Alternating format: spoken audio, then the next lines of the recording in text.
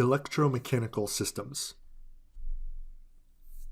By the end of this section, you should be able to model systems that transfer signals from electrical circuits into mechanical systems. You should be able to use the equations that link these two types of systems together, how the electrical system and the mechanical system interface. You should be able to create the transfer functions for electromechanical systems that will be able to relate inputs or outputs for voltages, currents, displacements, and forces. As the name electromechanical systems implies, these are going to be systems that have both electrical parts and mechanical parts. And in general, we're going to encounter systems that are made up of subsystems of different types. The focus here is going to be on electrical systems interfacing with mechanical systems.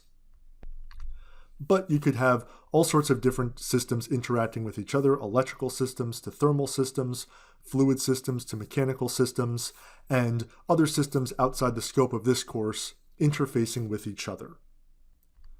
So the tricky part about the multiple types of subsystems that interface with each other is how do we model that interfacing? So here I'm using just general terminology that really applies more for electromechanical systems, but there's going to be some sort of interfacing between any two types of systems.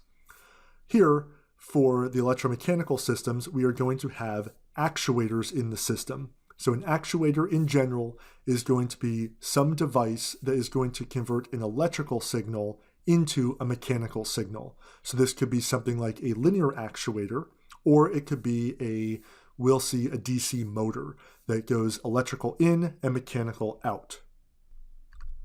And then we'll have things we call sensors.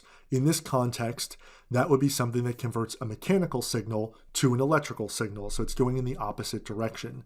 So things we're going to encounter in this course that would be classified as a sensor would be like an accelerometer. It is going to convert linear accelerations into voltages, an electrical signal. We could also have a gyroscope, which is going to convert an angular velocity into a voltage, the electrical signal. We could have a force dynamometer, which could convert a force into an electrical signal. Or all other types of sensors that will get a mechanical measurement, convert it into a voltage that goes into our electrical system. Now, more generally, if we're talking outside the scope of electromechanical systems, we can have all sorts of different types of interfaces. One thing we've already looked at that really could be an interface would be an electrical resistor. A resistor is going to dissipate energy as heat. So if we were looking at an electro-thermal system, well, we can model the voltage drop across the resistor and how it converts that to a heat flux, a thermal energy going into our thermal system. In the opposite way, in an electrothermal system, we could measure temperature using a thermocouple. So that's something that's going to take our thermal side and convert it into a voltage on the electrical side. So these interfacing parts are where we're going to have equations that relate one type of subsystem to another. So why is electromechanical systems really relevant for what we're doing in this course? Well, this is going to be important when we want to control our mechanical systems, which we'll get to in Unit 3. We are going to need to know things about the state of our system in order to control it. So we might need to know the position of masses, we might need to know velocities or accelerations of masses so that we know how to apply an actuator force or a motor torque into the system so that we can get our system to have a desired behavior. Maybe there's a certain position profile we want our system to have, so we need to prescribe what an input force into the system would have to be to achieve that particular profile.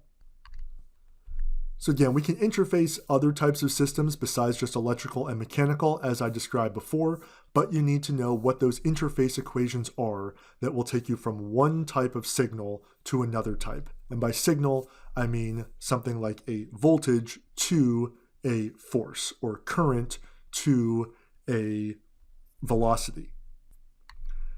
And the interface equations we're going to use in this section for electromechanical systems are definitely simplified, and they only apply to specific types of interfacing equipment. So just keep that in mind on the next part where we look at the actual equations we're going to be using in the electromechanical systems. So now we'll go into the interfacing in these systems. So first, we can treat the subsystems separately. We can look at our electrical system, we know how to model that, and we know how to model our mechanical system.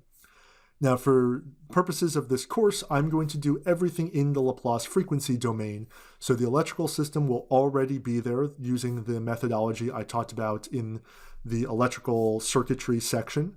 And then for the mechanical system, I do then also want to go into the Laplace domain, so take the Laplace transforms, so everything's in terms of S. There's nothing to say we could not do this entirely in the time domain using state space models, which we'll talk about in a subsequent section, but I'm going to do this all in frequency domain so I can get transfer functions. Now, separately, we have these equations. We are not going to have enough equations for all of the unknowns or all of the outputs, though. So what we have to add is the equations that couple our systems together or interface the system together.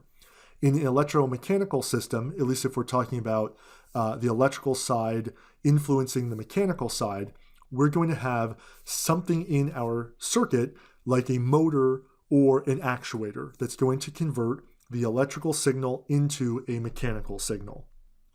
And that element is going to appear in the electrical system as something that has current going through it and a voltage drop, and it's going to appear in the mechanical system as an element that is going to provide either force or torque into that system.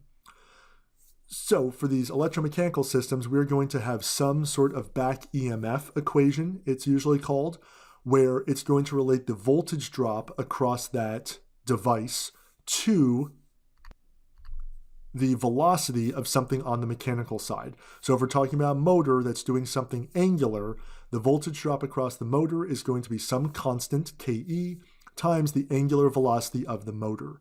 If we're talking about a linear system with an actuator, a linear actuator, well, the voltage drop across that actuator is going to be some constant, Ke, times the velocity of the linear actuator. So that Ke constant is going to be device specific, how it converts the voltage drop to the either angular or linear velocity. Then we're going to have either a motor torque or an actuator force equation, again, depending if we have a DC motor or if we have a linear actuator. So this will relate now a force term, a generalized force term to the current across the device.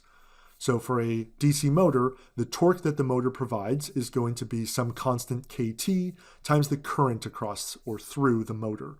And for a linear actuator, the force from the actuator is going to be equal to, in general, this Kf constant times the current through the actuator. Not every device is going to have this linear relationship. It's going to be device dependent, and it's going to depend on maybe how much voltage is going across it, how much current is going through it, if this linear relationship holds. But for this course, we're going to assume that our motors have a linear relationship and the actuators have a linear relationship as well. And these are good for an armature-controlled DC motor. There are other kinds of motors certainly, but these equations would hold up for that type.